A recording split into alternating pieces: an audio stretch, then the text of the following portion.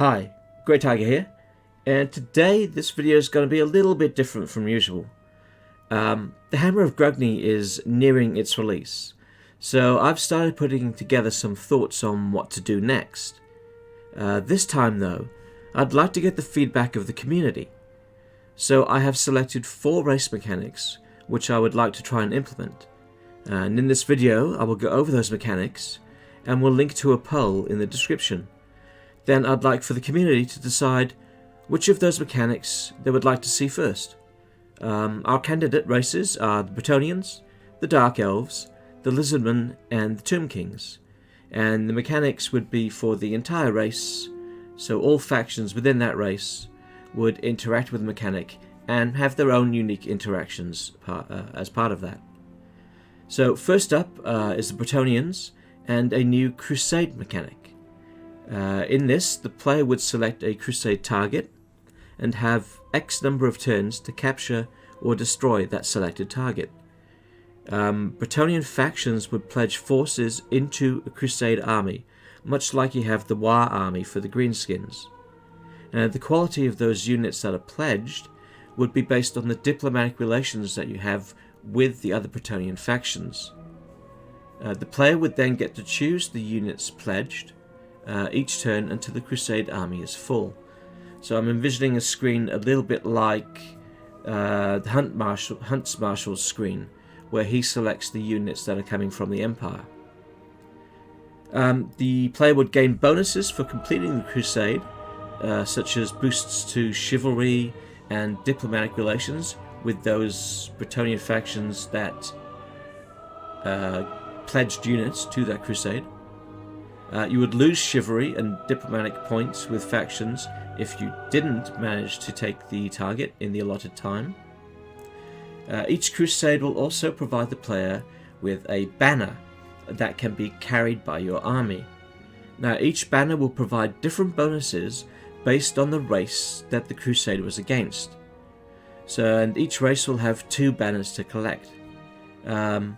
Now these banners will also be shown in a trophy room screen, and chivalry can be spent on these banners to increase their powers. Pledged units will leave the army once the Crusade is complete, so that you will go back to just having your normal army. What else? Let's see, there will be bonuses to peasant numbers while in a Crusade, and then the different lords would have different interactions, so I'm thinking Leon Leoncoeur would gain access to better quality troops in the Crusade army, being the leader of the whole race. Alberic would gain access to new knights after his first Crusade. These would be an improved version of questing knights with special bonuses based on what race was the target of the previous Crusade. The Fey Enchantress would gain access to new army abilities during a Crusade that can be used to boost the troops in battle. And Rapance would get peasants' upkeep greatly reduced during the Crusade, and all her infantry would gain extra bonuses.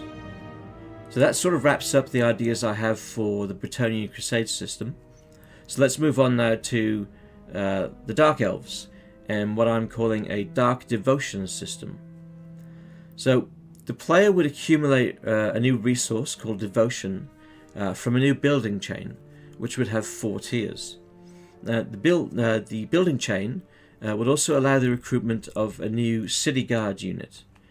The top tiers of that building chain would increase the stats of those City Guard units that you recruit. The new resource, Devotion, can be spent on unlocking favors from the Dark Elf gods. Each god can provide several different favors, which might be stat boosts or free recruitment for a period, maybe free upkeep, an army ability for a period, or magic item or banner. Some favors are permanent, while others will last just a few turns. The player can put, if they want, all of their devotion into a single god until they've reached the cap. And when you reach the cap for a god, then a unit type dedicated to that god is unlocked. Other gods, though, can get jealous. So if you put too much into one god and don't put any into others, then the other gods may cause random events, such as floods and blizzards, to punish you. The other gods will start to apply penalties as well to the player if they are ignored or another rival god receives all the devotion. Now the favours unlocked would be behind several different tiers, and to unlock each tier you'd need to reach a certain target. That might be a number of kills in all the battles you've been in, maybe just the number of battles you've won, or the number of slaves you've taken. Not quite sure yet. Different legendary lords, of course, would have different interactions and additional levels with specific gods. Or maybe certain gods might shield lords from the punishments from others. There's a chance that the gods might come into conflict.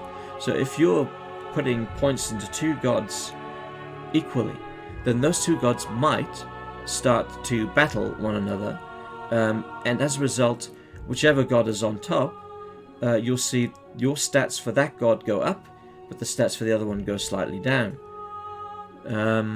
Let's see. That fight might last for several turns, with favours waxing and waning, as I just mentioned. The system would be tied into slaves, where you can sacrifice slaves to extend the favours from some gods, or increase the power of those favours. And then each legendary lord would start with a favour from God for free. Malekith would be able to take that free favour from any confederated legendary lord. Hellebrand would gain boosts to favours for a few turns after the Death Knight has taken place. Lokia would gain boosts to Malthan's favours when the player sacks support. He would also have access to additional tiers of favours with Malthan. Marathi, she'll have an interesting one. She will be able to twist the negative effects of a selected god into benefits. So if you've put all your devotion into one god and you've angered another, then you can select that god you've angered and twist those penalties into benefits for your faction. Malice will have access to favours that grant him more control over the demon, reducing the penalties from the demon or increasing the duration of elixirs. And he will have an additional unlock of demonic army ability. So that pretty much wraps up my ideas for the Dark Elf Dark Devotion mechanic. Next we look at the Lizardmen. With the Lizardmen, it's not so much a new mechanic as a rework of my Medallion of Chaqua mechanic. So the Medallion of Chaqua will be changed from 5 tiers into 12 pieces. Now some pieces will be gained from the number of settlements, just like the current system is. Other pieces will be gained from capturing specific settlements, while the remaining pieces can be gained by destroying specific rogue armies. Each lord will have favoured units that the upgrades will boost to a greater extent. With each piece being discovered, the user can choose to upgrade a specific unit type, and the player can upgrade the same unit type up to a maximum of 12 times if they wish. Instead of upgrading units, the player can choose to hoard the pieces and then use them to unlock army abilities. The stat boosts will be tied into the player's geomantic web system, so the more powerful your geomantic web, the more options you'll have available as stat boosts.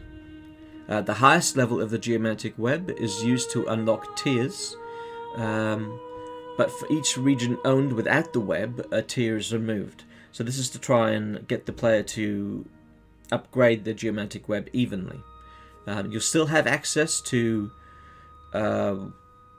upgrades if you don't decide to use a geomantic web, but you'll have access to better ones if you do use a geomantic web. Let's see, what else do we have? Reaching the maximum cap for a unit type will unlock the ability to recruit ancient spawns of that unit type, so that'll be new units. Let's see, there will be additional levels of the medallion. So for each additional level of the medallion, you get a diplomatic bonus with other Lizardmen factions.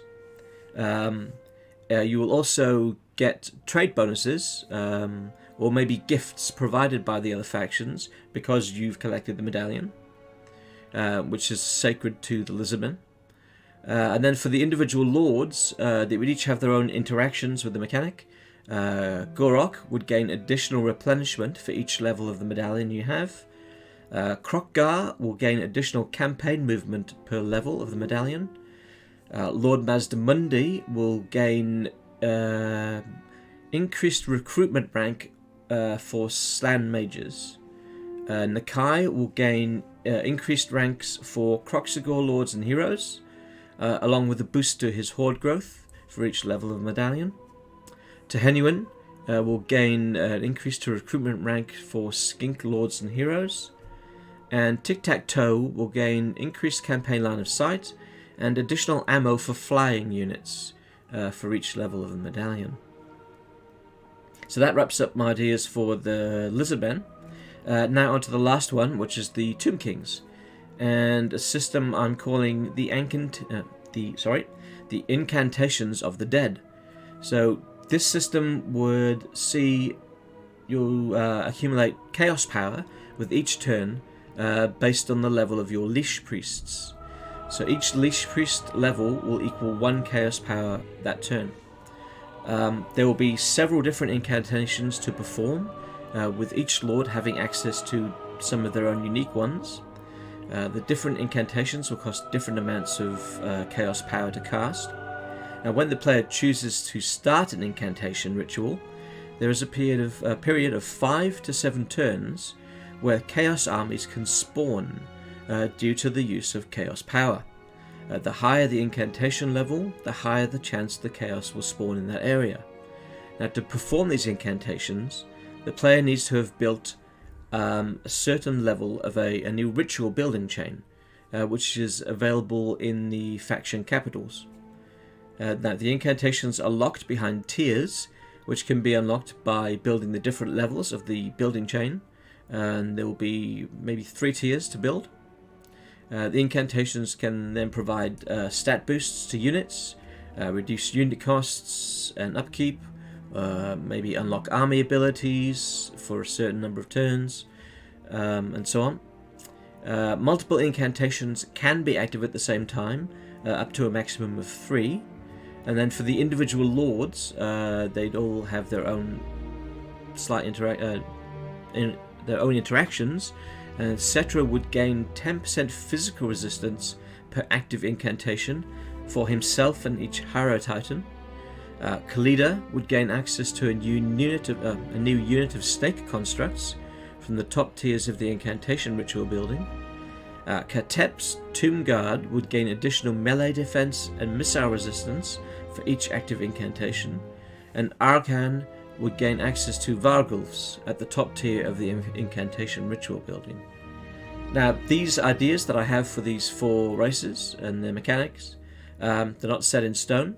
I'm sure I'll come up with more ideas, and who knows, the community might come up with some things that are just so good that I have to try and include them. So this is where I switch things over to you guys, and you get to decide which of these 4 mechanics you would like to see in the game first. So, would you like the Bretonnian Crusade system? Would you like a Dark Elves Devotion to the Gods system? Lord knows the Dark Elves need some more mechanics. Would you like a rework of the Medallion of Chaqua, or are you happy with how that stands currently? Or would you like to see the Tomb Kings get some incantations to improve their game mechanics?